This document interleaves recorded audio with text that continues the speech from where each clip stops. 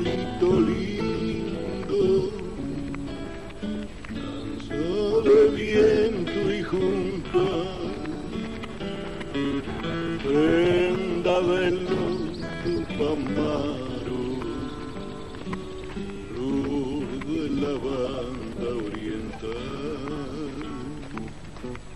el cielo de los matreros, miren qué oscuro que está, y en las media luna andan por alumbrar,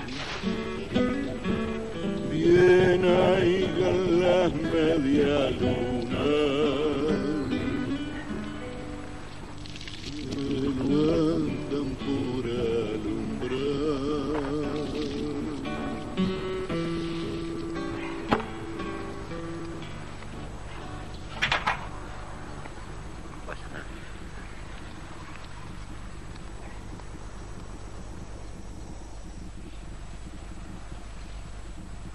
Quienes luchan en el acierto o en el error, frente a la injusticia de las sociedades en las que nos toca vivir, quienes discrepamos con el mundo en el que vivimos,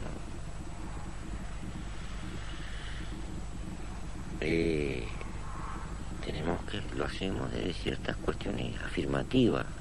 Una de ellas es la vida y la felicidad humana. Estas cosas estaban inmanentes, nacían en nuestra propia lucha.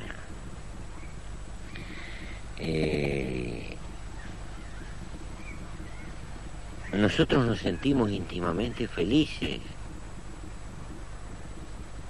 no porque no hayamos cometido errores. Hemos cometido cantidad de errores porque hemos vivido mucho.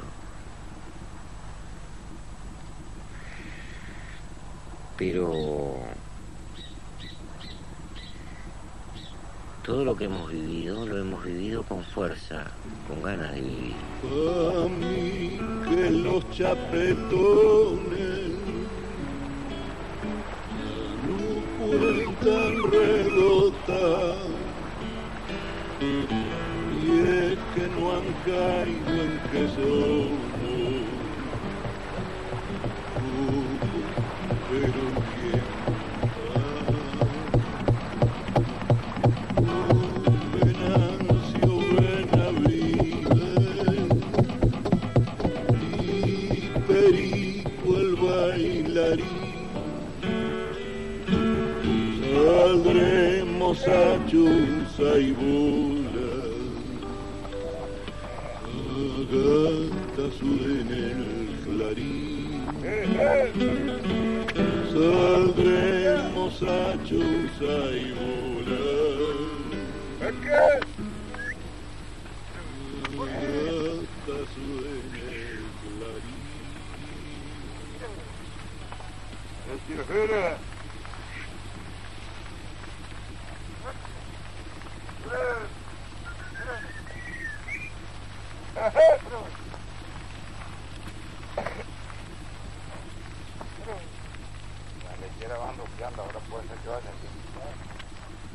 Ser tupamaro es como un sentimiento, ¿verdad? Más que como una definición política. Hoy, después de tantos años que pasaron, ¿no?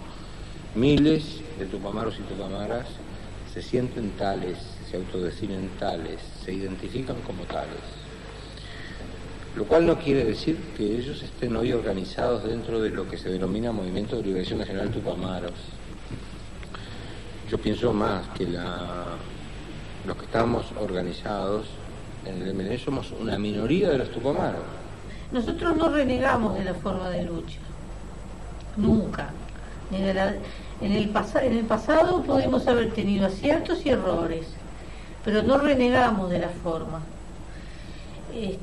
Lo que en esta etapa adoptamos otro camino porque se adaptaba mejor a la etapa, pero no sabemos yo que sé, a fin de siglo, ¿qué es lo que va a pasar? El mundo cambia a una velocidad que es casi imprevisible saber lo que va a pasar. Yo pienso que nosotros tenemos que hacer un gran esfuerzo por incorporar gente joven, por transmitir nuestra historia, pero también por absorber las necesidades. Nosotros somos muy sensibles a las necesidades de la sociedad, pero también pienso que el contingente joven es lo que le va a dar continuidad a todo esto, si no nosotros corremos realmente serios riesgos de convertirnos en un registro histórico, ¿no?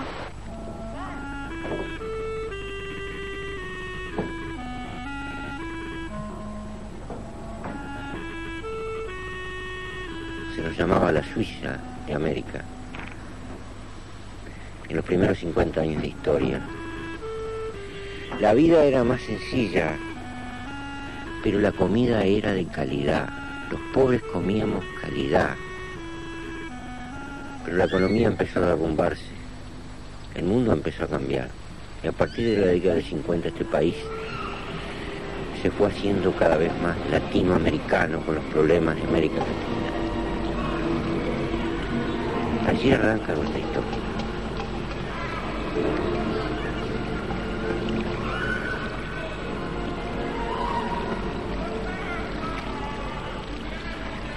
Bueno, yo creo que ni yo ni mis compañeros y mis compañeras que fundaron el MLN éramos algo especial, distinto a cualquier joven. Éramos normales, y diríamos que en lo que me es personal yo creo que Tupamaro por casualidad. Yo tenía otros planes, tenía otros planes para mi vida. No pensaba nunca ni ser guerrillero, ni dedicarme a la política, pero creo que hubo un filósofo que dijo: el hombre es él y su circunstancia. Aquí hubo circunstancias políticas, económicas, sociales y morales que hicieron que este país dejara de ser lo que era y comenzara a entrar en la crisis general de toda América Latina, y entonces aquella juventud que de pronto tenía otros planes, que de pronto tenía otros proyectos de vida, tuvo que dedicarse a esto, y luego fue también producto de esas circunstancias.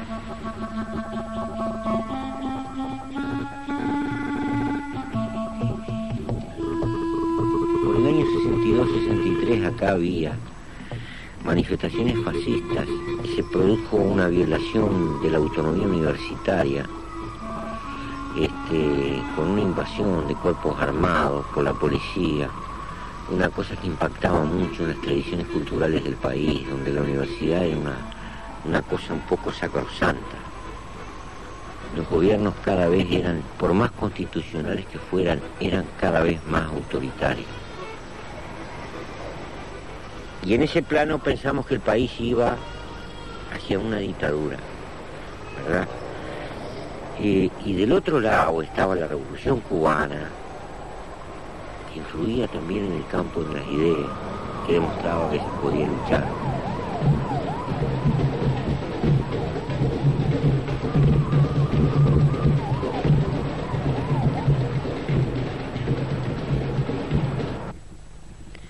En ese marco, quienes teníamos una estrategia defensiva de respuesta armada, partíamos de este principio.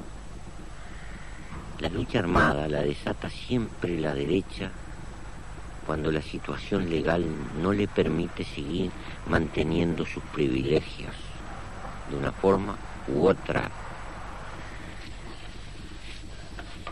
Son los fusiles viejos, ¿no? Pero en su momento los usamos.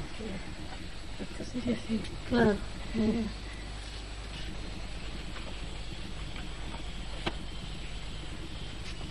Pero con la mira por arriba, ¿no? En realidad. Sí, así. No tiene que... Ahora sí. Y este es el proyectil. Esto los usábamos como defensa, por ejemplo en las camionetas, cuando íbamos a una acción, atrás iba uno para cubrir la retirada con esto. Esto es de la prefectura de Bella Unión, de donde fueron sacados. está medio viejo. En realidad yo solo sabía tirar con rifle 22 y eso desde chica. Y después me enseñaron el MLN. Había instrucción militar. Había instrucción militar. ¿Ves? Es decir, te explicaban cómo era un arma, cómo funcionaba, las posiciones de tiro. Después se hacía tiro al blanco. Y bueno, y después ibas. Y después ya la práctica. Que siempre es distinta porque tiene imprevisto. Pero va.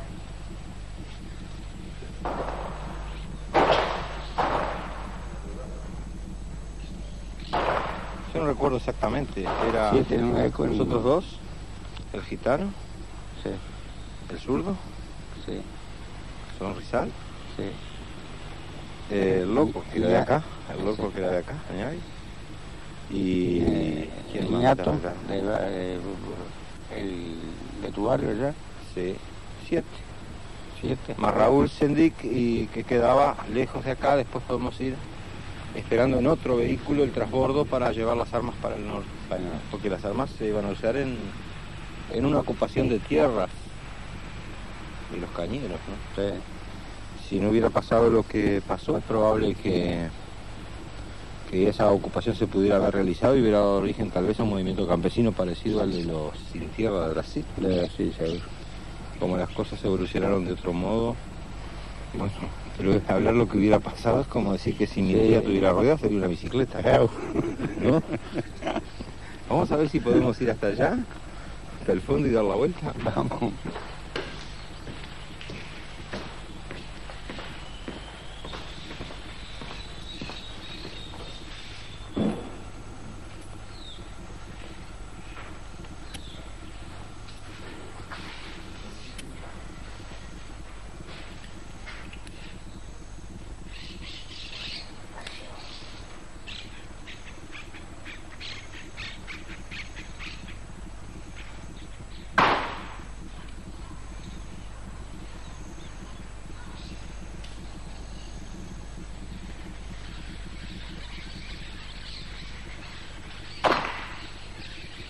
Bueno, nosotros en esa época todavía no estábamos en la comisión, éramos muy jóvenes. Muy jóvenes.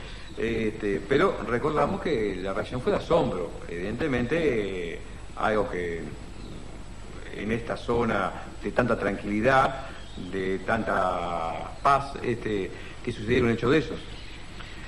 Sorprendió mucho a todo el mundo. ¿Y aquí nos llevan preso ahora por venir otra vez al Cruzista a robarlo? No, no llevan porque son muy viejos. Es lástima.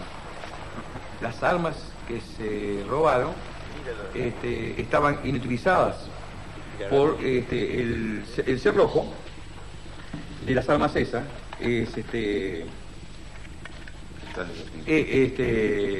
estaban en la comisaría, seguro. Solamente el arma, y solamente el arma no sirve. Las armas deportivas sí servían, estaban funcionando, pero eran calibre 22, eran armas de menor potencia. Y la munición también servía, y había bastante munición, de 7 milímetros. Y fue un fracaso también todo esto porque, como ya explicamos, la camioneta volcó en la madrugada, muy lejos de acá, ya a mitad de camino entre esta zona y Paysandú. Y a partir de ese vuelco la policía hizo una investigación que le llevó 2 meses y pudo ubicarnos, ¿no? Eso dio lugar al nacimiento prácticamente de la unidad entre los distintos grupos, porque a partir de ese momento, a raíz del fracaso, tuvimos que pedir más ayuda, ¿te acordás? Sí. A otros grupos. Y además, entre todos, teníamos que administrar un patrimonio común, que eran esos fierros inútiles, la munición, y la clandestinidad de Raúl, de algunos otros que también pasaron la clandestinidad, y algunos presos. Ese conjunto de cosas en común, a partir de un fracaso, consolidó el proceso de creación de lo que después va a ser el MLN, los Tupamaros, ¿no? Hay fracasos que son más importantes que las victorias, ¿no?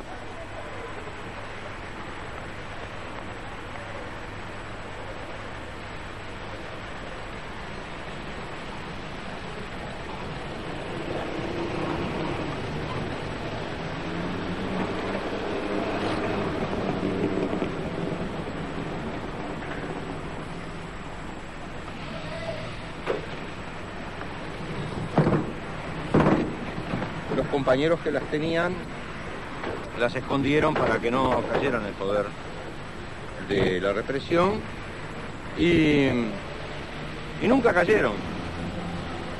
Compañeros murieron, otros desaparecieron y algunos que todavía recordaban en el lugar donde habían sido escondidas la lograron encontrar.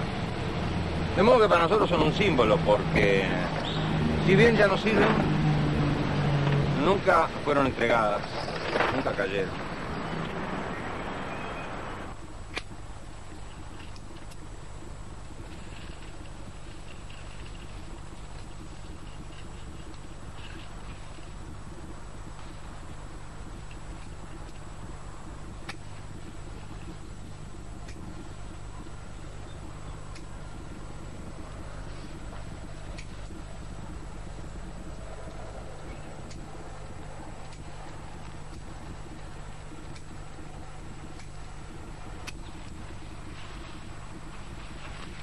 Si me tengo que definir, soy un terrón con patas. No solo que vivo y he vivido en la tierra, y vivo para la tierra.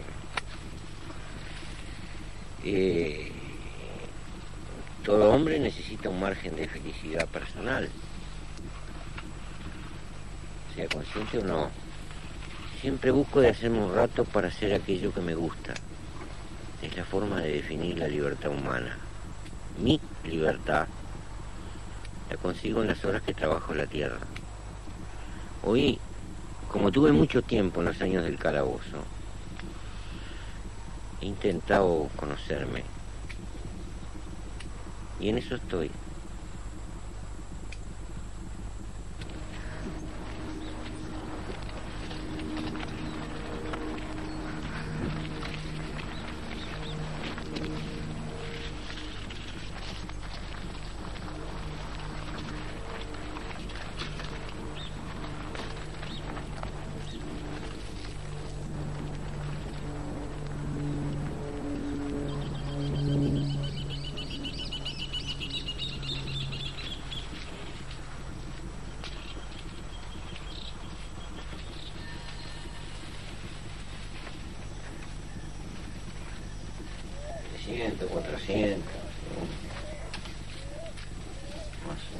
Si hay alguna fecha especial para bueno, depende de la altura del mes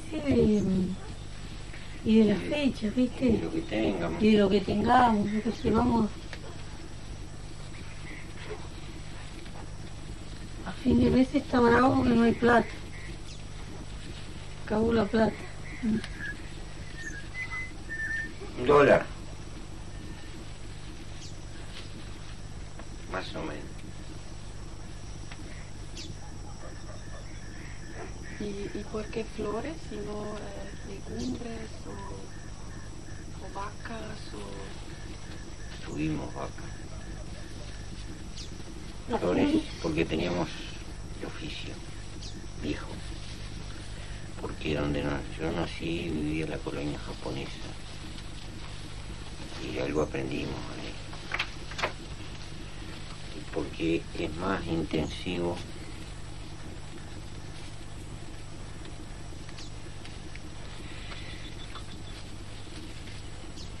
Es más familiar, depende más de lo familiar. Y nosotros tenemos que coordinar el trabajo con la militancia. Las flores no se van, están ahí. Si tenemos que salir, se quedan. Eso también. Nosotros pensábamos tener un poco de coaca, porque se presta el lugar, pero no pudimos. La vida. Si estuviéramos solo dedicados al campo, sería muy distinto. Si no fuéramos militantes, Pero tendríamos además alguna vaca lechera.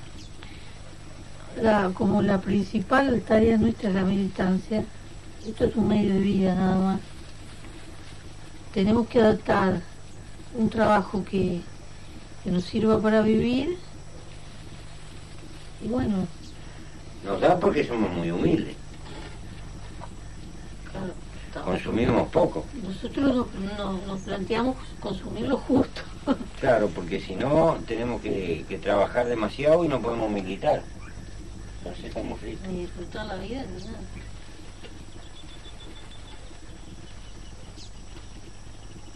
¿Cómo se cambió tu vida en ese año? ¿Por ser diputado? Sí. Sí, se complicó. Se complicó, sí. Porque no puedo trabajar acá en la chacra. Es poco lo que puedo hacer. Hay pilas de día que no puedo hacer nada. También, lo que pasa es que yo tengo menos obligaciones porque yo soy suplente. Y trato nada más que una comisión que hace toda la periferia de Montevideo, el área metropolitana. Entonces no es tan exigente. Además es distinto un municipio que es distinto a nivel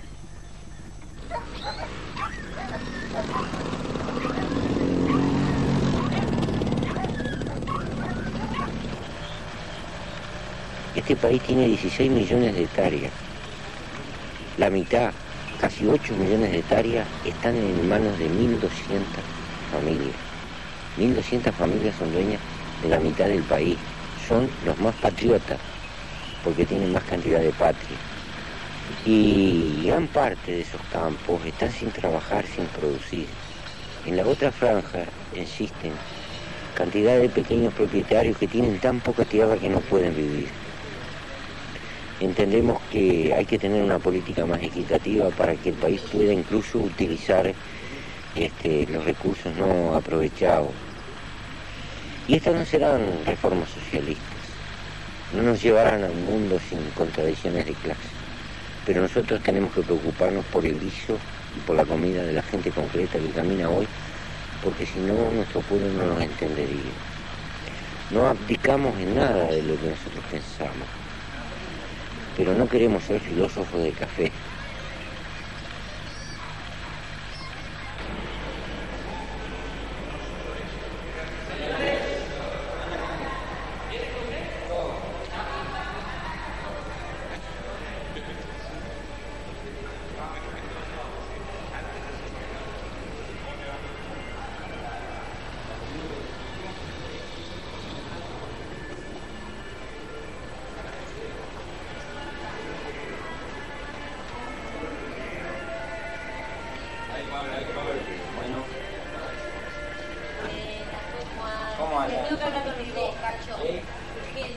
¿Qué pasó? Ah, porque no sé, parece que me equivoqué. Y bueno, Estuvo buena la reunión anoche, sí, mucha manera, pero como que era para coordinadora, ¿no? mucha manera. Sí. Bueno, ¿qué es lo que tenías? Bueno, tengo esto de alcoholes. Sí, Me decía Manuel sí. que bueno, como que... En algún momento te he dicho que no seas más o menos revolucionario por donde se esté, sino para lo que se esté. Este es un lugar de trabajo que no me gusta, que no me motiva, pero no es más que un lugar de trabajo que podría servir, y después haremos algún día un balance para contribuir a que se amplifique la lucha de la gente, que es el cerno de la cuestión. Entonces, bueno, yo estoy como un soldado que lo mandan a un lugar. Y chao. Bien, sí. ¿Es un sacrificio para ti? En cierta medida, sí.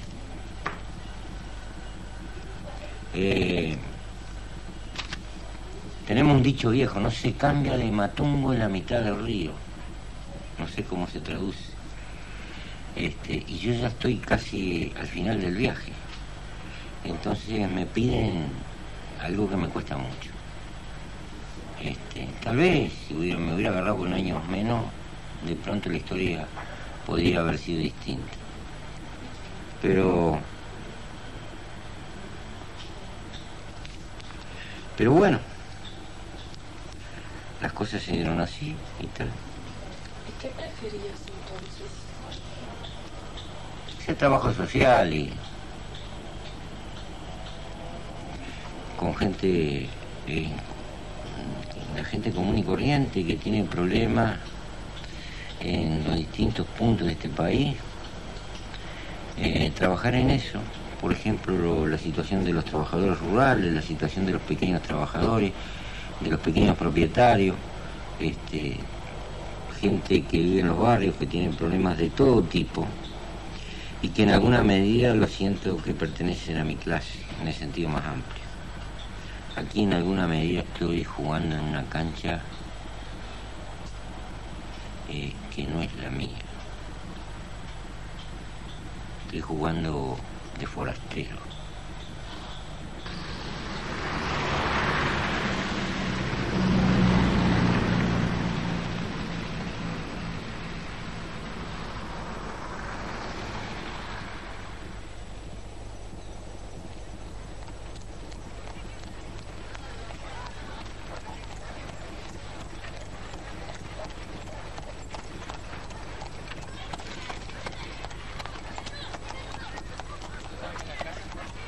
Y yo era muy joven, fue hace 30 años, ¿no? Y nosotros hicimos un pedido a Manzanares, porque era la fecha de las fiestas, y vino el camión de Manzanares,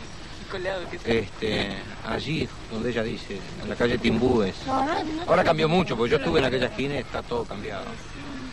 Y bueno, lo apretamos, éramos unos cuantos muchachos jóvenes.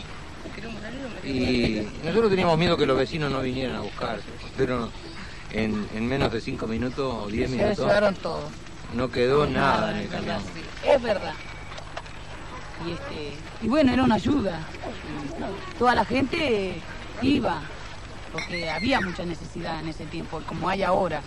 Y bien, ahí siempre vino el camión y todo el mundo iba a agarrar su paquetito, porque venía paquetito y daban esto, lo otro, juguetes, muchas cosas para comer y eso. Y la gente, nosotros después rajamos por acá hasta París y Sarabia, y allá teníamos unas motos y nos fuimos rajando.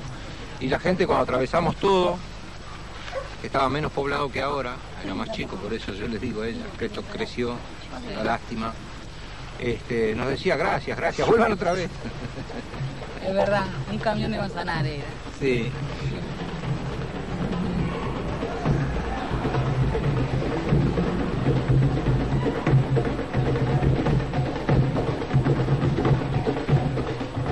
Yo me incorporé primero, que soy 10 minutos más vieja, nací 10 minutos antes. Y un poco a través de la militancia estudiantil.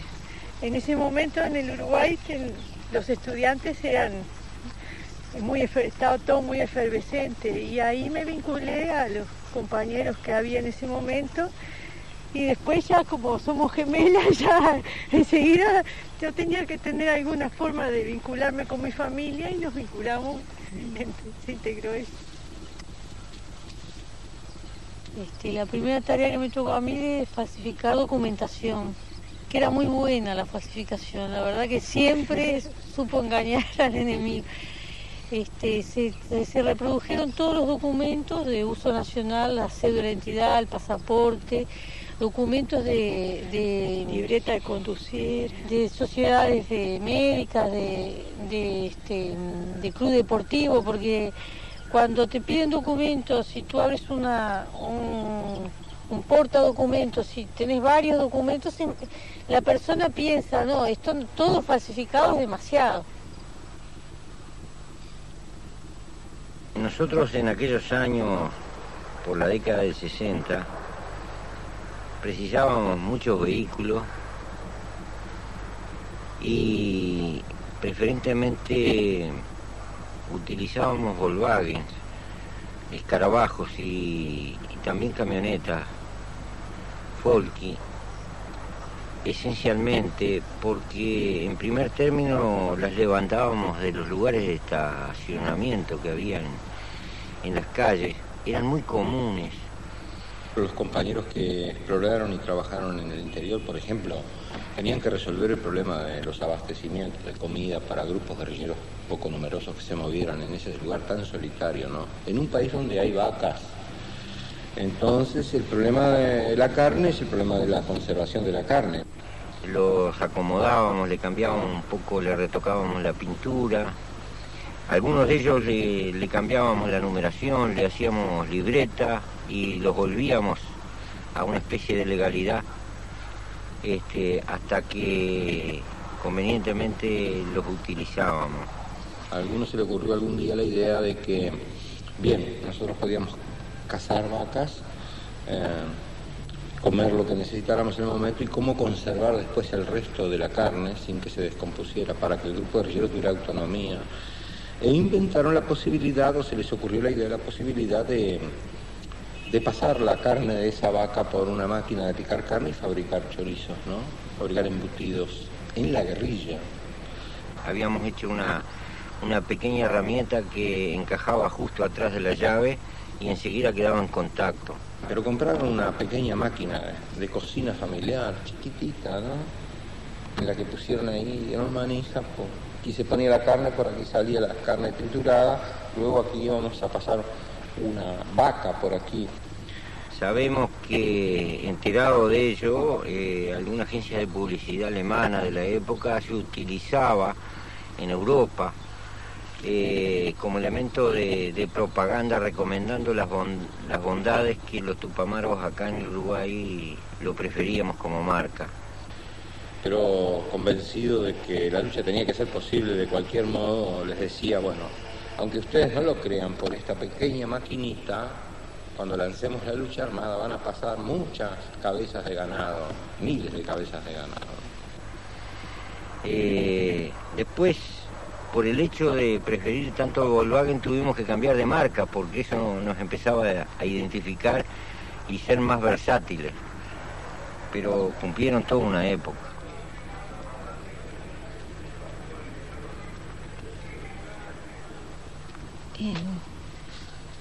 Toda esa etapa de lucha armada, de clandestinidad, naturalmente que nos acercó mucho a la idea de la muerte, ¿no?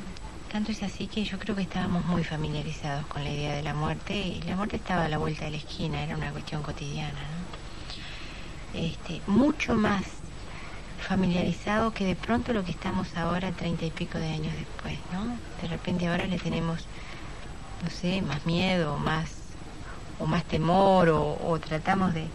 Antes estaba a la vuelta de la esquina y era algo normal, natural, formaba parte de la decisión, ¿no? La entrega de la vida por un ideal, ¿no?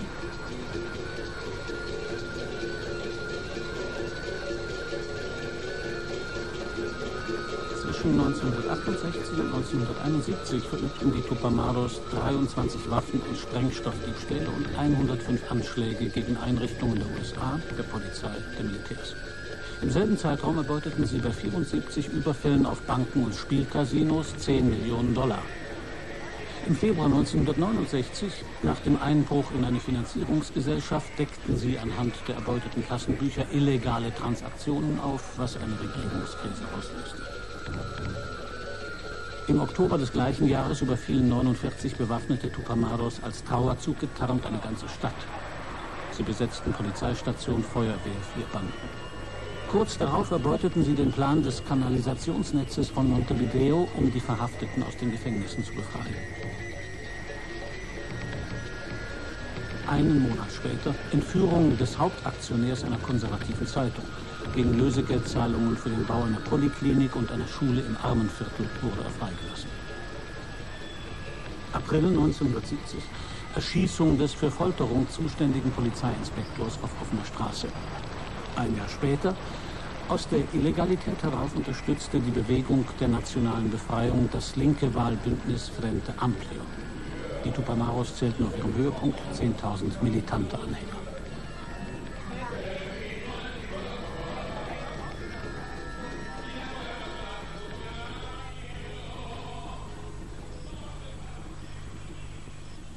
la utilización de ciertas acciones armadas, ilegales, nosotros las utilizábamos como una herramienta de finalidad política. El objetivo inicial no es la destrucción de un eventual enemigo, sino que el objetivo primordial es despertar la conciencia nacional. Por eso las acciones tienen que ser simpáticas, tienen que ser entendibles, tienen que no ser cruentas, tienen que ser inteligentes, tienen que ser finas, tienen que ser no brutas y agresivas, sino entendibles para el común de la gente. Una cosa es la eventual ilegalidad y otra cosa es la brutalidad, que es una cosa distinta, que nos alejaba de la forma de percibir que tenía nuestra sociedad. Entonces, más que una guerrilla, somos un movimiento en su origen de políticos con armas. Y eso le dio una característica a todos nuestros años iniciales muy distinta.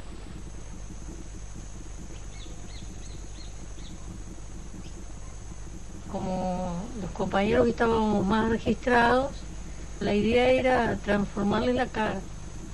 Entonces algunos compañeros médicos empezaron a estudiar cirugía plástica, que había muy poco acá en Uruguay, porque no era que fueran malos médicos, eran muy buenos médicos, pero no sabían eso. Bueno, y ahí empezaron a operar los compañeros, a tratar de modificarlos un poco para un problema de seguridad, ¿no? Curiosamente, a mí me tocó llevar a la gente a hacerse los cambios. Entonces me acuerdo perfectamente cómo eran las viejas narices y cómo eran las de después y cómo eran las operaciones y cómo... No, lo mío es todo igual. La mía no, yo cuando en mi juventud fui boxeador antes de ser Tupamaro. También fui jugador de fútbol y otras cosas, entonces de esa época creo que me vino un poquito el achatamiento de la nariz y también de nacimiento. De ahí me viene además el sobrenombre que tengo aquí por el cual todos me conocen, que es ñato. Ñato significa de nariz pequeña, pero no es cirugía estética. Esta nariz es auténtica, es genuina. Estaba igual así, pero con una jorobita acá. Línea. Me eligieron a mí para prueba. Ahora, tuve la suerte de que ese compañero sabía mucho y me quedó muy bien. Después, otros compañeros médicos, pero no cirujanos plásticos, hicieron como la de Lucía y no les quedó muy bien de respiración. No, y quedaron todos iguales, con todos la misma iguales. Nariz, todos los que pasaban por... Pero bueno, también sirvió en cierta medida.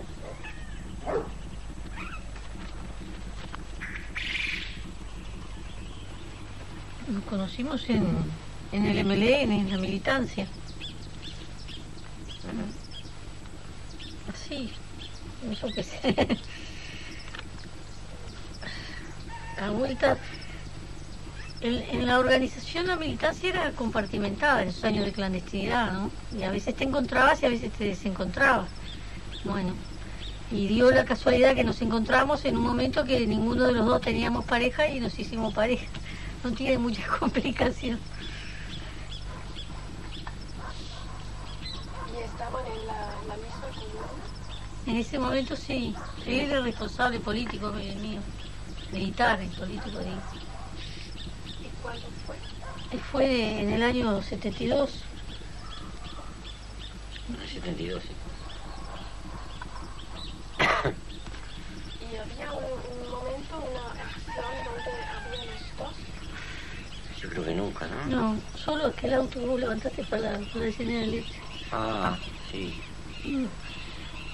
Nosotros, lo que pasa es que los grupos de acción operaban con un núcleo, vamos a decir, estable, y cuando precisaban refuerzo venía otra gente. Entonces, una vez el grupo en el que yo estaba precisaba un apoyo y él estuvo en una parte de la cosa. Y yo estuve en una parte de Pándola, levantada los autos, pero siempre así. Y después, cuando la fuga de la cárcel, yo estaba en la acción y él era fugado. Ahí estuvimos más colegas. Yo tenía de afuera y él de adentro. Esa es la acción más linda que hicimos, de que yo participé, la fuga. Voy a empezar a llamar allí al local a eso del mediodía para ver si vino este asunto. ¿Está? Chao.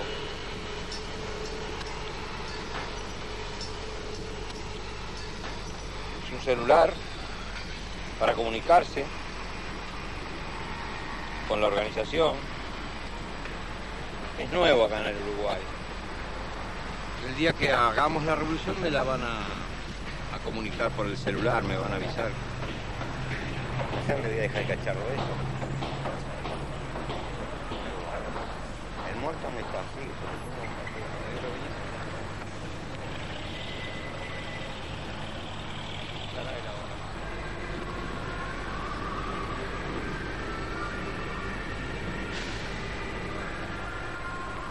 Y los muros seguían ahí, ¿no?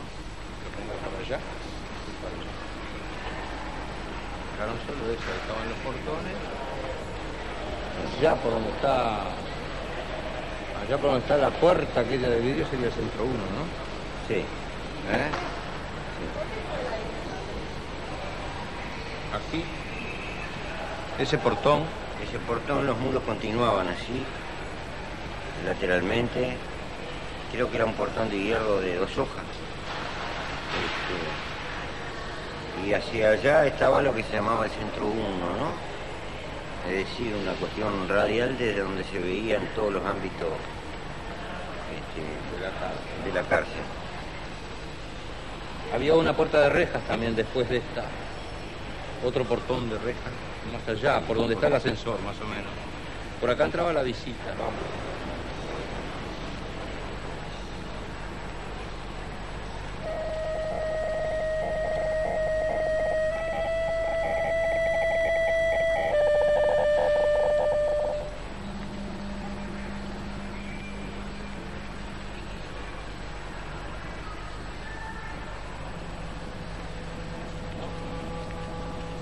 Aquí sí que estamos por donde más o menos estábamos presos nosotros, ¿no? Sí, la parte de arriba de la cárcel. Acá existía toda una cosa de alambre. Estamos entrando en una de las zonas más sórdidas del Uruguay, ¿no? De hace unos años. Ahora lo han transformado porque el capitalismo es maravilloso. Ha logrado transformar un lugar que fue de gran dolor y miseria en esta cosa tan refinada que parece europea, ¿no? Que es otro mundo. Bueno, por allí vamos a ubicarnos. Allí era el centro 1, el centro de vigilancia número 1 y las celdas iban para allá. El túnel se cavó por allá. Vamos a ver si lo encontramos.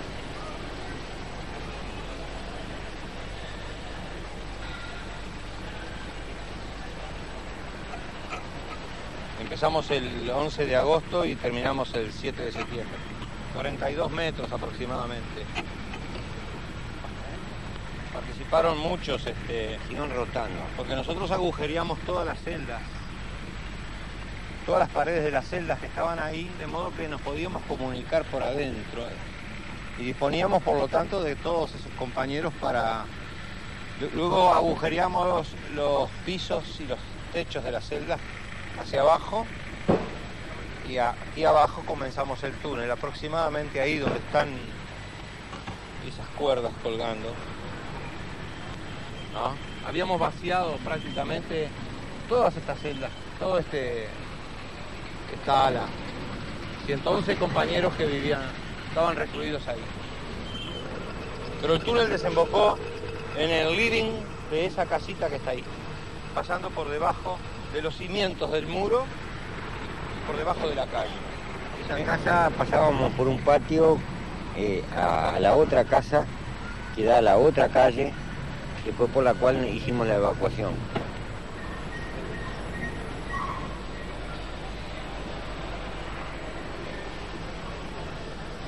te acuerdas de la cifra? No me acuerdo, yo sabía el metraje cúbico. Nosotros habíamos calculado, la Tierra cuando se excava se multiplica el volumen de 1 a 3. Y teníamos calculado la cantidad de metros cuadrados que podíamos disponer, de tal manera de que, vista la celda desde adentro hacia afuera, no se viera. Y como teníamos cada una de las paredes con una abertura que habíamos hecho, serruchando las paredes, ahí aprendemos que las paredes se serruchan como si fuera un madero. Sacábamos un bloque completo y por ahí íbamos pasando la tierra en bolsitas, la comprimíamos abajo de las cuchetas y al final llegamos casi al límite de toda capacidad. Teníamos tierra por todos lados.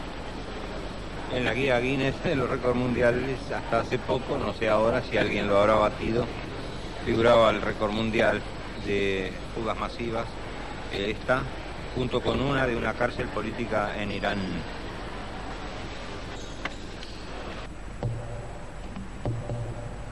Zwischen 1967 und 1972 verwandelte sich Uruguay unter der verfassungsmäßigen Regierung in einen Polizeistaat. Der Präsident hatte die Grundrechte außer Kraft gesetzt. Linke Organisationen, kritische Zeitungen und sämtliche Synonyme für das Wort Guerrillero wurden per Dekret verboten. Hausdurchsuchungen und Verhaftungen wurden ohne richterliche Genehmigung durchgeführt. Es galt Versammlungsverbot.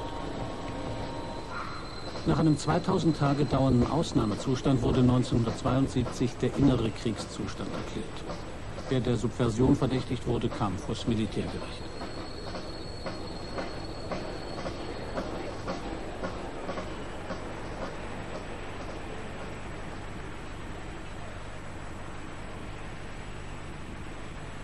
Hay una carga de sentimientos muy tristes, de mucha pérdida, que me hacen difícil volver a entrar al hospital militar. Sigue siendo como una boca de lobo, porque es el terreno de ellos. Ahora no estamos en guerra, pero los actores de aquel entonces todavía estamos vivos, ¿no? De un lado y de otro. Y la última sala era la sala 8, a la izquierda. Ahí pasé varios meses y llegaba gente herida todos los días. Si ellos querían que viviera, lo llevaban para ese hospital. En el tiempo en que nació mi hija, estaba allí internado. Había muchos compañeros, no eran compañeros que estaban heridos en acción en el momento del apresamiento o torturados, ¿no? Y después de enfermedades normales que se fueron dando a lo largo de los años por el desgaste natural de la vida carcelaria.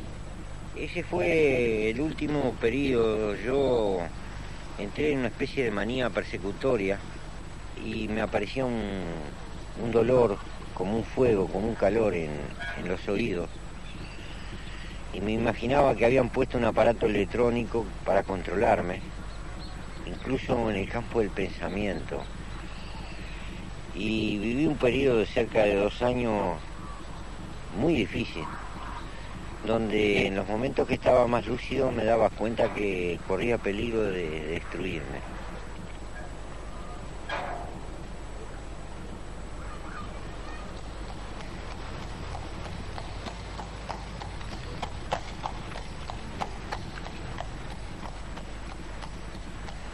El sistema democrático uruguayo, ¿qué confianza se puede tener en él? Muy poca hoy, muy poca siempre. Un sistema que votó la ley de impunidad para los militares bajo chantaje. Un sistema tutelado por el poder militar, por el imperialismo, por los organismos internacionales. Es un sistema democrático totalmente, digamos, cortado, castrado, mutilado. Por lo tanto, en el que no se puede tener mucha confianza. En cualquier momento Él se derrumba, en cualquier momento él puede cometer cualquier arbitrariedad también, como lo ha hecho antes.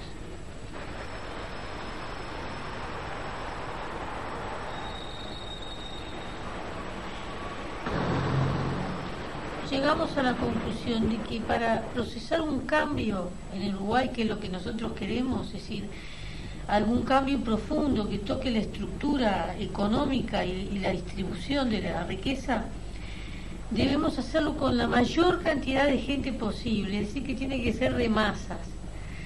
Y para eso nosotros debemos estar metidos donde está la gente.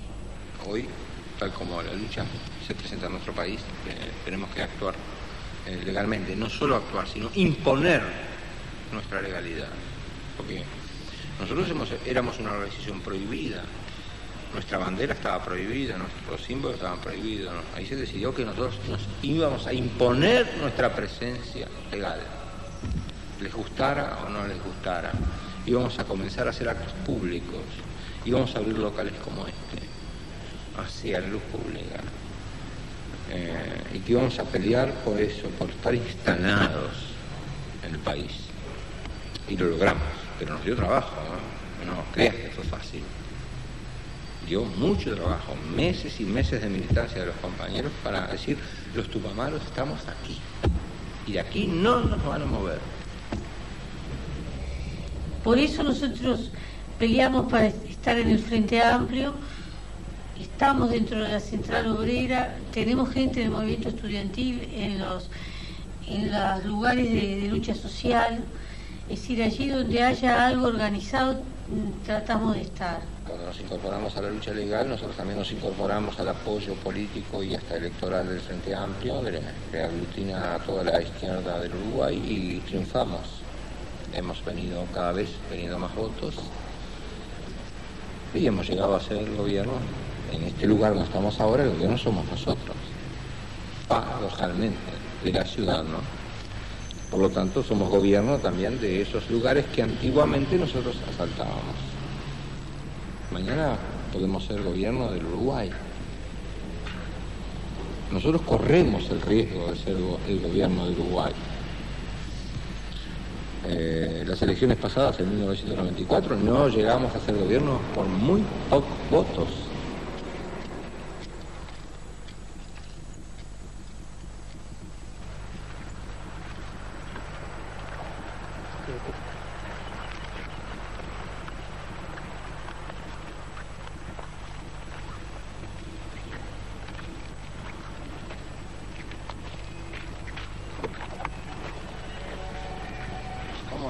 ¿Cómo está, diputado?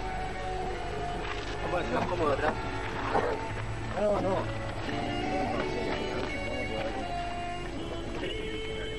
¿Quieres ponerlo de la banana a eso?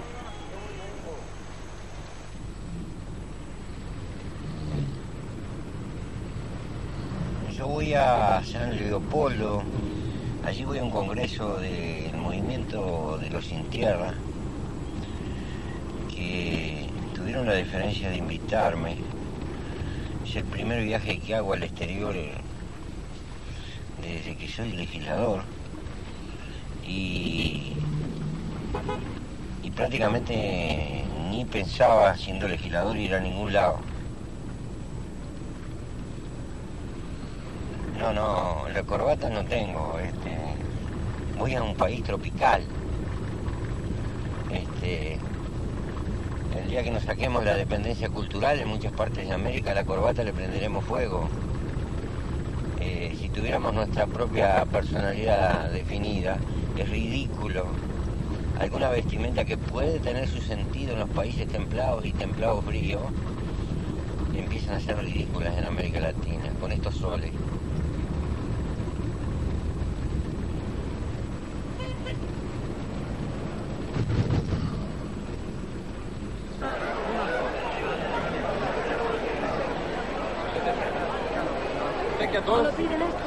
Bueno, perdón.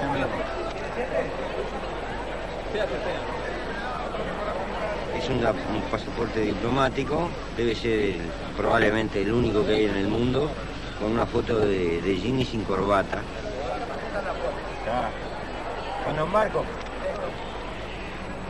representa una parte de mi pueblo y creo que en la situación nuestra el quedarnos en parlamentario sería ridículo, sino que el Parlamento sirva para expresar muchas luchas anónimas que existen en nuestra sociedad.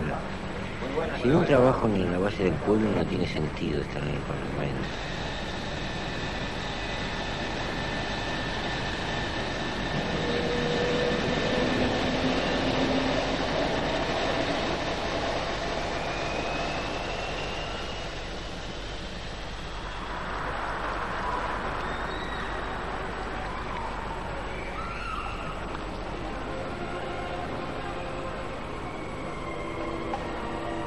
A mí me detuvieron el 11 de agosto en la calle Avenida Italia. Yo ahí me debía encontrar con otra persona que en ese momento yo no sabía que estaba presa y tenía anotada el encuentro conmigo, aunque estaba en clave, y bueno, ellos lo pudieron determinar. Y cuando yo iba llegando al lugar, venía caminando, empecé a ver algunas cosas que no me parecieron raras y decidí seguir caminando. Pero en el momento que pasaba por el lugar donde yo me debía parar, vinieron de varios lados y bueno, y me agarraron. No tuvo más. Ellos ya sabían a quién iban a buscar y todo, tenían claro quién era yo y todo. En ese momento igual no hubiera podido escapar porque estaba rodeada la zona que yo no había visto, ellos estaban todos vestidos de civil. En ese momento había un tiempo en la que el militante está solo él y su alma y sus represores que pueden hacer con él lo que quieran, ¿no? Uruguay fue el país que tuvo más torturados per cápita del mundo. Creo que 1 de cada 55 habitantes del Uruguay fue torturado. Todos los militares de cualquier tendencia que existen hoy en Uruguay, los que hicieron carrera, los generales actuales, los coroneles, todos torturaron. Cualquiera sea la posición que tengan hoy. No se puede hacer carrera militar en un ejército golpista como el argentino, como el uruguayo, etcétera, sin que los oficiales se hayan enchastrado. Era parte del compromiso de ellos. Cómplices de la tortura fueron desde la Embajada de los Estados Unidos y sus presidentes, y sus ejércitos, y sus servicios de inteligencia, todo el cuerpo diplomático, la Iglesia, abogados que funcionaron para los militares, médicos, cantidad de médicos que estuvieron en la tortura y que hoy siguen ejerciendo la medicina, políticos que hoy están en el Parlamento. Ellos intercalaban interrogatorios, castigos con interrogatorios de palabra, iban intercalando, y plantones, y se formaba todo un clima de represión en un núcleo grande de gente, porque el cuartel ese estaba lleno de compañeros, por todos lados había compañeros, pero no nos veíamos mucho porque teníamos una capucha puesta. Entonces vos te dabas cuenta por lo que se oía. Y bueno, y siempre había algún soldado que algún informe te pasaba, ¿no? ¿Y qué forma de castigar? Bueno, a mí en concreto lo que me hicieron fue una cosa que se llama submarino, que es meterte en el agua atado a una tabla, así, cabeza abajo, y después la picana eléctrica y algunos golpes. Después te hacían caminar por un pretil de una azotea. En realidad después yo vi el lugar donde caminé, pero en el momento la sensación que tenía, como estaba vendada, era que había un vacío para el costado. Y después plantón y... no sé, a mí no me hicieron muchas más cosas. Eso. ¿Qué es la picana? La picana es electricidad, es un palito que tiene electricidad y que te van poniendo por todo el cuerpo y te da una descarga eléctrica, que ellos la miden, la regulan con un con una llavecita, no sé, nunca la vi directamente. Lo que sentís es como si uno pusiera las manos en un enchufe, una descarga sentís. Lo que pasa es que la hacen limitada para que no te mate, pero a su vez como tú estás mojado y el agua es buena conductora de electricidad, te da una sensación de que te electriza toda. Esa es, vamos a decir, lo que se busca es eso. Yo te puedo decir a ti que permanezcas sentada ahí, sentada, sin moverte ahí, sentada, cómodamente sentada. Y para ti eso se transformará en tortura dentro de 3 meses que estés sentada ahí. El problema es tiempo. Y estar sentada es un instrumento de tortura, solo que yo tenga tiempo suficiente para someterte a esa obligación, que estés sentada. Es difícil de contar, porque eso en un mar de gritos y de empujones, y a veces hay mucha gente que le están haciendo lo mismo al mismo tiempo, y se oye, y entonces es como un lugar que vos no perdés la noción, porque había momentos en que te desmayás y no te das cuenta después dónde estás. ¿Entendés? Porque, por ejemplo, cuando te meten en el agua hay momentos que te empezás a ahogar. Ahí yo no me acuerdo cuando me sacaron. Después me acuerdo, pero no sé tampoco cuánto tiempo pasé, ¿viste? Respirar, comer, orinar, cualquier verbo puede ser transformado en un instrumento de tortura si hay tiempo de por medio. Entre el que te tortura y vos se genera como una guerra personal, digamos, ¿no? De quién vence. Tú me preguntas cómo resistías. El problema es que a veces no se resiste. O el último grado de la resistencia es la muerte. Si a vos no te sacaban ninguna información, vencías tú. Y si tú tenías que decir algo o inventabas algo que no estaba muy bien inventado, vencía el otro, ¿viste? El juego es así, para los dos lados.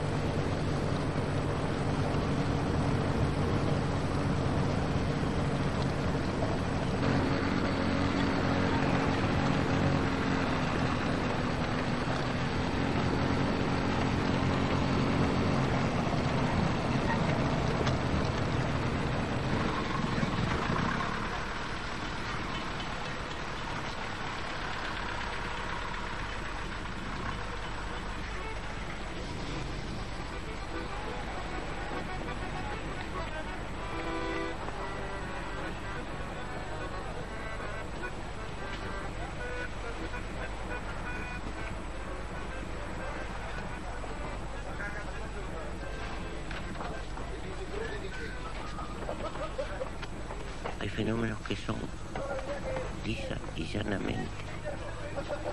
Los hombres se enamoran de las mujeres se enamoran de los hombres. El mundo está hecho así. Y eso pasa en cualquier circunstancia. Si lo intelectualizamos demasiado, perdemos la poesía de la vida. En el peligro, en la inseguridad, creo que a los hombres se les multiplica más la necesidad del amor, tal vez por una instintiva razón de seguridad.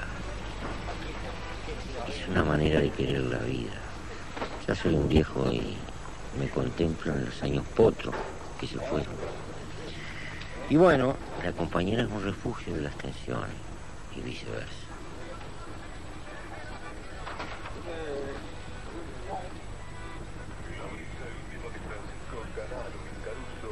Alfredo de Ángeles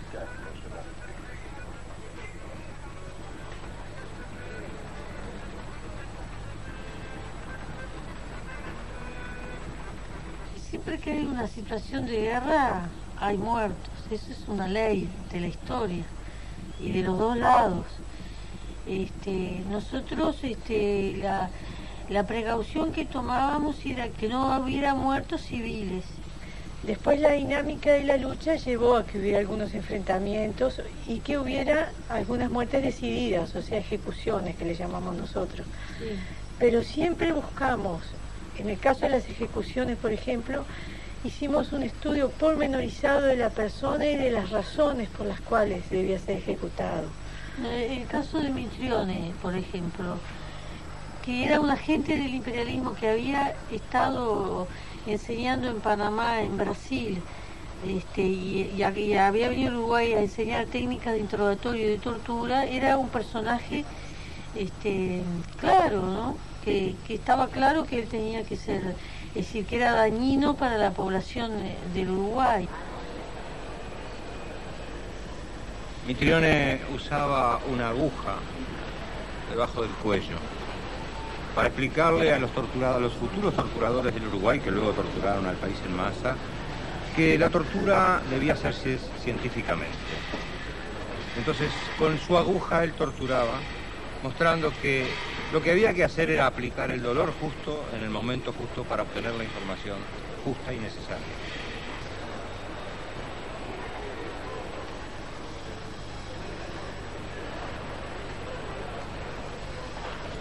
Se desarrolló en primera instancia aquí dentro de la cárcel. Nosotros dimos la idea de construir cárceles del pueblo y secuestrar personalidades de la oligarquía uruguaya y también diplomáticos. Negociar la liberación de ellos a cambio de la liberación nuestra. Dicho de otro modo, teníamos dos planes de fuga en marcha. Uno por la vía del túnel y el otro por la vía del secuestro. Lo que pasa es que en ese interín se había producido una alteración política de la situación y el gobierno represivamente había subido varios escalones. Empezaban a pasar cosas de verdadero terrorismo de Estado. Y, digamos, el gobierno había legalizado en parte los métodos represivos. Y en ese marco fuimos muy golpeados, tuvimos muchas pérdidas. Estaba justo Pacheco Areco de presidente. Los ministros querían que él aceptara el canje. Y él les pidió un plazo de 15 días para hacer una represión que era rastrillo, es decir, que era revisar todos los barrios de Montevideo para tratar de descabezar el MLN y de encontrar a los Mitrione. Entonces tuvieron la suerte de que encontraron a la dirección del MLN. Y ellos pensaron que nosotros no íbamos a cumplir con el plazo porque ellos tenían en sus manos a Sendic. Y cumplimos nosotros con el plazo. Que quizás lo más difícil sea la decisión de hacer una ejecución. Para hacer, por ejemplo, la ejecución de Mitrione, hay una discusión antes de hacerla y después se decide hacerla. Una vez que se decide, bueno, Juan Pérez es el encargado de ejecutarla, pero la responsabilidad es de todos, porque todos participamos en la discusión.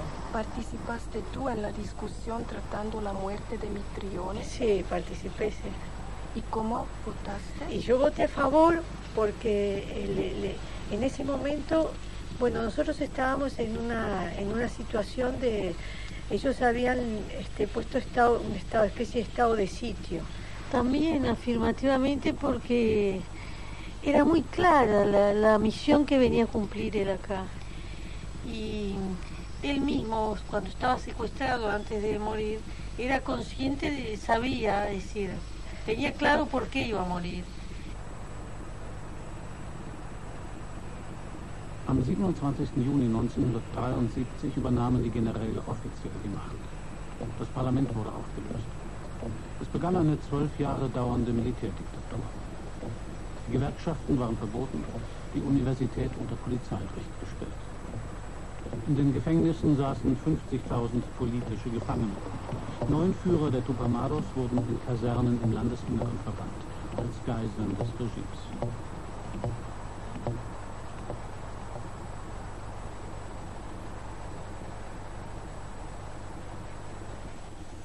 No se puede hacer lucha armada sin estrategia.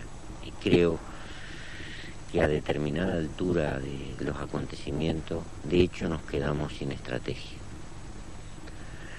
Es la historia de cómo acumulamos un capital político importante, una influencia importante en el pueblo uruguayo, y cómo no fuimos capaces de prever lo que los propios acontecimientos iban a desatar. Lo que fue derrotado no fue solo el MRN, sino la izquierda, la universidad, la central obrera, todo. Los partidos políticos, incluso burgueses, también fueron derrotados por un golpe fascista de carácter militar, ¿no? Y la falta, creo que esto fue decisivo, de un aparato en la calle que sirviera desde el punto de vista militar para instrumentar la resistencia popular, determinó que cuando más el pueblo uruguayo dispuesto a resistir nos necesitaba, no nos tuvo. Y este es un error imperdonable.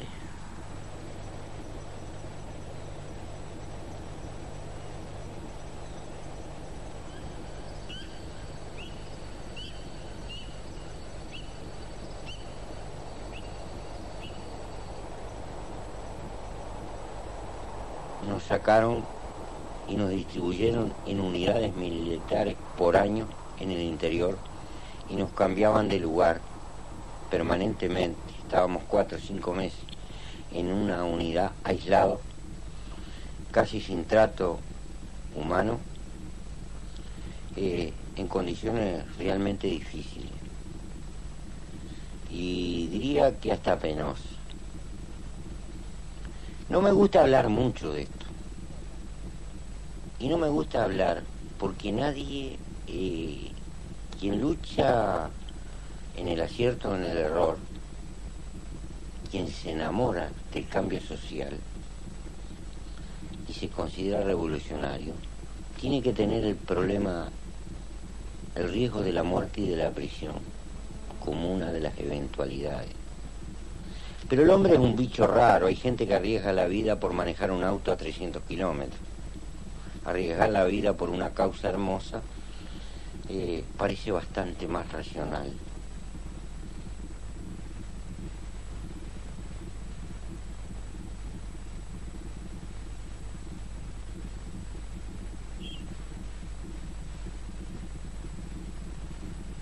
En aquellos años cuando nosotros estábamos de rehenes, se nos presentaron situaciones que teníamos que luchar a veces por lo elemental.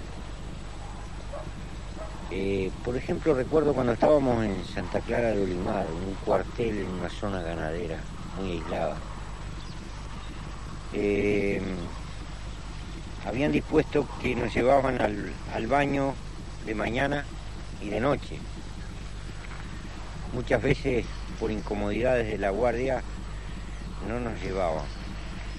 Y nos dábamos cuenta que la retención de orina nos creaba problemas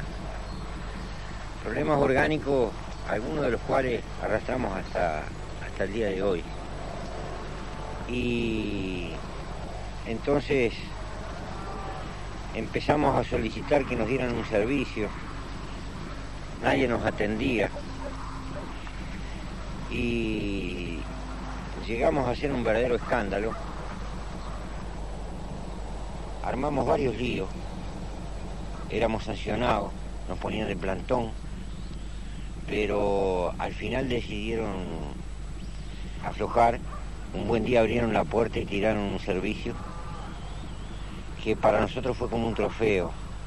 Era un humilde servicio de plástico, pero que nos permitía nada más ni nada menos que orinar cuando nuestro cuerpo nos lo pedía.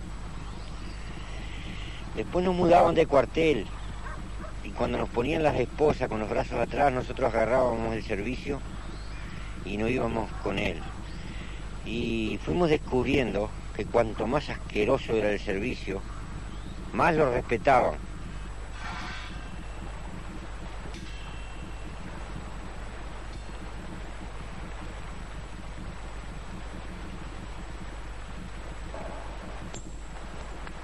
Estábamos en una unidad en el cuartel de Rocha, donde los calabozos estaban contiguos. Y bueno, en alguna forma convinimos un sistema de clave que por golpes en la pared identificáramos las letras que componen el lenguaje. El día de la Nochebuena o de la Navidad de 1973 me hizo una señal de que me estaba escuchando y le transmití lentamente la palabra obvia de esos días, que era la palabra felicidad. Me recuerdo que 2 golpes juntos equivalían a 5. 3 golpes juntos equivalían a 10. Y lo único que se me ocurrió en ese momento es ponerle un número a cada letra de acuerdo al orden que tienen en el alfabeto. La F6, la E5, la L10, la I8, la D4, la A1, la D4. Felicidad. Golpeándolo así suavemente y él oyendo. Él demoró. De pronto se hizo un silencio y yo pensé, se ve que estaba descifrando el mensaje. Pero al rato él me tocó candombe en la pared diciendo entendí y me transmitió él también a mí la misma palabra. Cuando nos ponían en otros cuarteles, en calabozos que estaban separados, utilizábamos el mismo lenguaje, pero en ese caso utilizábamos la garganta, garraspera o toses más cortas, toses más largas, y nos permitía alguna forma de comunicarnos. Por ejemplo, equivalía a 5. Y cuestiones por el estilo. Entonces lográbamos instrumentar alguna comunicación.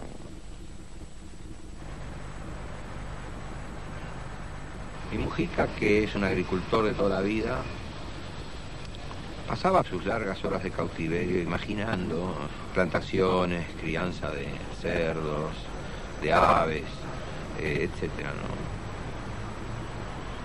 Entonces, de pronto comenzamos una conversación cualquiera sobre problemas técnicos de la cría de animales o de la plantación de legumbres y generalmente, siempre, todas esas conversaciones terminaban en cuál era el mejor modo de comerse a los chanchos o de comerse a los pollos o de comerse a los choclos.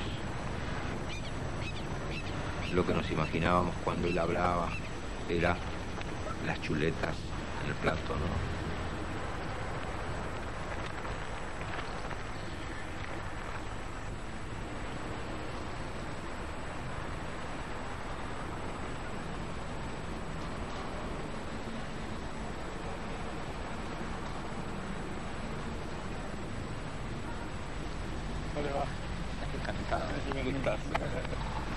Estos alemanes son medio locos. ¿Ustedes no se conocen de él? No, personalmente no. Yo a él lo conozco, pero de mirarlo y hubiera deseado poder ver todos los goles de él, pero no pude. Pero él forma una parte, vos formás una parte importantísima de mi vida. Nosotros estuvimos incomunicados 13 años, totalmente incomunicados, sí. ¿no? Incluso el tiempo a veces lo medíamos por los campeonatos mundiales, ¿no? De 4 años, y porque la prohibición de escuchar radios era total para los mismos soldados. Pero es imposible cumplir esa orden en el Uruguay. Y más con el fútbol, ¿no? Entonces, Morena era el grito que llegaba a los calabozos por las radios los sábados y los domingos, cuando hasta los soldados más disciplinados no cumplían la orden. Nosotros pasamos mucha hambre, ¿viste? En algunos momentos. Yo aprendí a dibujar estando preso. Aprendí a dibujar, ¿no? Y un día un soldado me vio dibujándote a vos. En una foto que había conseguido del suplemento del día. Y el soldado le gustó el dibujo y dice, ¿no me lo regala? No, lo vendo, le digo. Yo precisaba, ¿viste?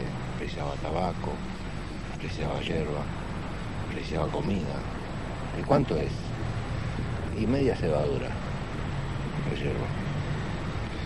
Y se corrió la bola, ¿viste? En ese cuartel.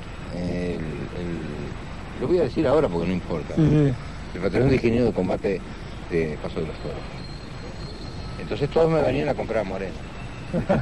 En aquella época se discutía, en todo el país se discutía cuánto valía Morena a los efectos de su transferencia internacional. Y había rumores permanentes, que lo venden para acá, que lo venden para allá, que tal equipo paga tanto, que en Italia pagan tanto, que en España pagan tanto. Siempre eran millones de dólares. Y yo lo estaba vendiendo allá en las catacumbas de los cuarteles del Uruguay por una cebadura hierba, un chorizo hervido con zumo en un casco de guerra, un huevo duro. Era la cotización de Morena en los calabozos del Uruguay. El zumo, ¿no? Es un calentador eléctrico en el agua. Entonces así hace un chorizo. De millones de dólares pasamos a... Sí, pero ojo. A otro valor. Ojo, capaz que ese era... ahí salvaba una vida ese chorizo. Sí. Y bueno, yo te voy a regalar un libro que escribimos, en el cual contamos algo que fue verídico, ¿no? Para que veas que además no es de hoy. Cuando éramos chiquitos, para nosotros era un sueño estar acá. Y hacerle goles a Nacional a patada. Pero no pudimos, bueno, nos salió una chanca de Tupamaros y la vida fue por otro lado.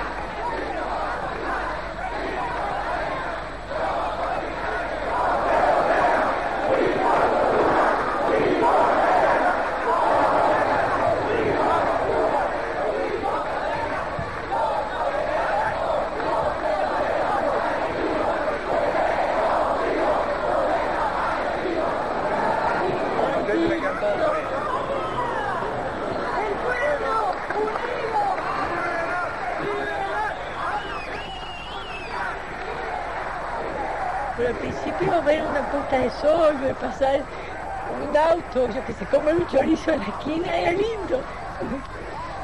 Eran cosas que uno rescataba de la vida. Nos encontramos con hijos que dejamos niños y que, bueno, ahora son adolescentes de pronto o niños mayores. Y nos encontramos también con la reconstrucción de los lazos de compañeros, ¿no? Digo, gente que pasó separada muchos años, que se enfrentan como empezar de nuevo, ¿no? Pepe se llevó la escupidera rosada por la cual había peleado durante años, se la llevó para la libertad. Yo me reía viéndolo a Pepe junto con cantidad de compañeros que se iban yendo como un caminito de hormigas, con sus pocas cosas al hombro, hasta donde ya lejos estaban esperando la gente y las familias, ¿no? Le di un abrazo a algunos amigos que me estaban esperando.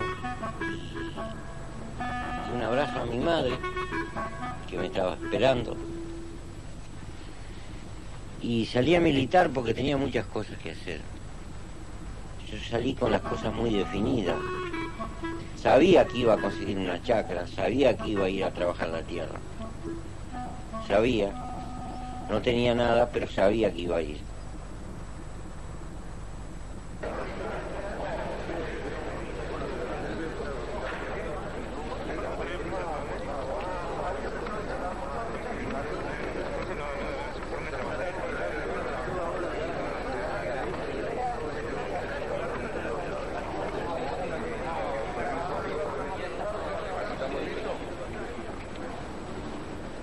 listo, maestro?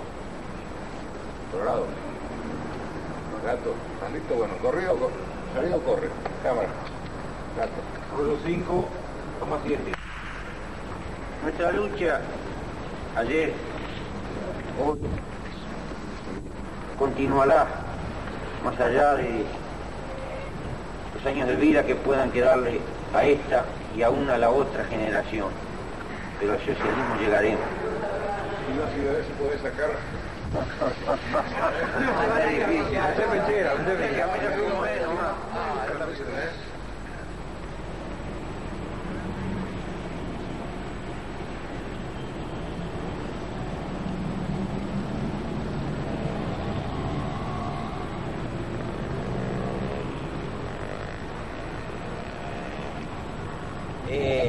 El asunto es bastante simple. Se iniciaba una legislatura.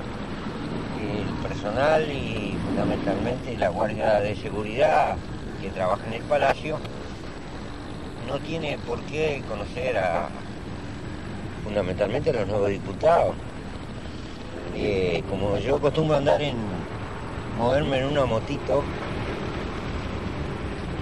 porque entre otras cosas, ¿para qué usar un motor 1500 centímetros? En este mundo, cuando con un motor de 80 centímetros uno se puede trasladar. Y vine a estacionar la motito al lado de una garita donde el personal policial tiene un puesto de guardia. Como no me conocían, me dicen, mire que no se puede dejar acá, esto está reservado a los diputados. Y entonces yo le dije, bueno, aunque no lo parezca, muy consciente que mi estilo de vestir y todo lo demás no condice con una tradición, le dije, mire, aunque no lo parezca, yo soy diputado y... Señor representante Maía, señor representante Matos Pugliese, señor representante Michelini, señor representante Molinelli, señor representante Mujica,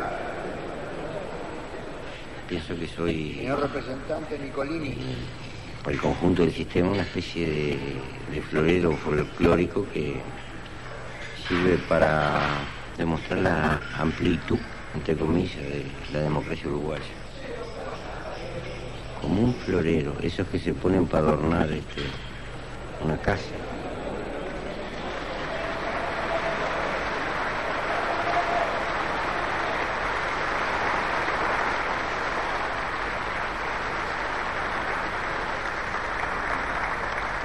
La democracia como filosofía no es una cosa terminada jamás. Participar en el juego de la democracia liberal no significa estar de acuerdo con ella. También hay que reconocer que la democracia liberal, con los enormes defectos que tiene, es un paso mucho más adelantado que es tener que soportar el fascismo.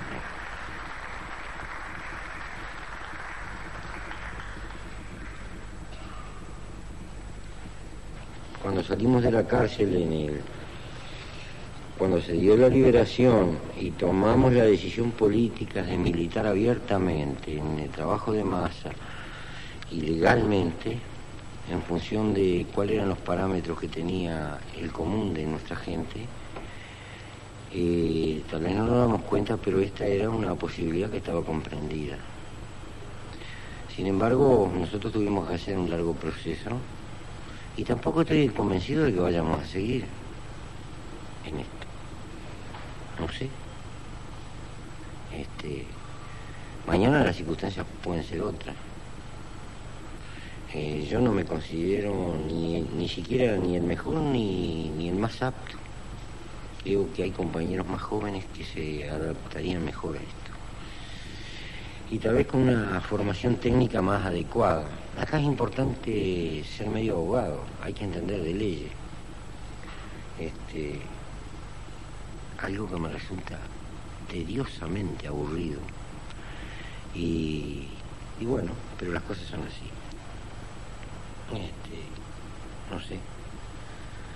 No sé qué nos depara el futuro. Lo que sé que mientras pueda voy a seguir. ¿Tú estás elegido por cuántos años? Me quedan 4. Pero tengo la opción de irme antes. No sé si soporto 4 años más acá.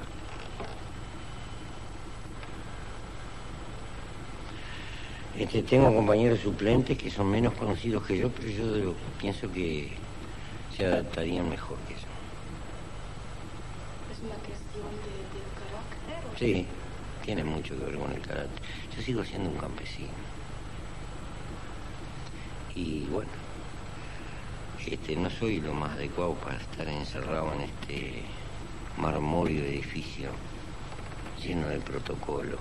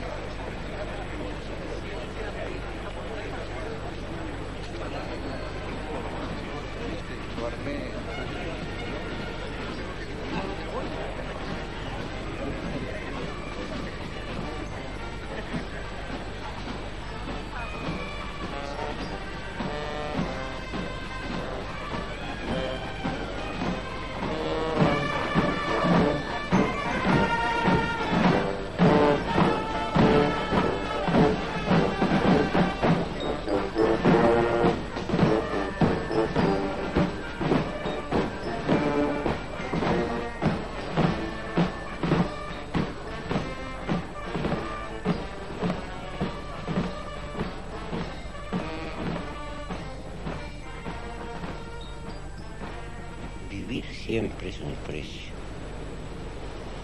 además de una aventura. No estoy desconforme con el precio que he pagado, al contrario, me siento gratificado. Soy casi un viejo feliz.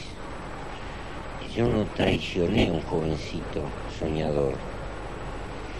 Por eso para mí la lucha y los sueños son una gratificación, no son un castigo. Bueno, algunas horitas que he pasado de calabozo y algunas aventurillas de ese tipo, y que yo no creo que sean cosas dulces, pero son parte de mantenerse coherente con uno mismo.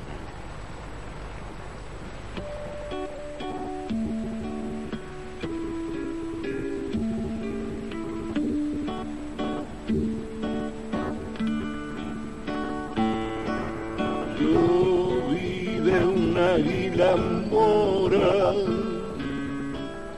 volando sobre un chilcal, y era el alma cimarrona cambiando la libertad. Cielo, mi cielito lindo, danza de viento y juncal, prenda de los tupamaros,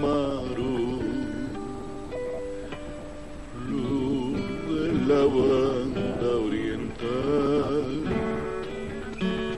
prenda de los tupamaros.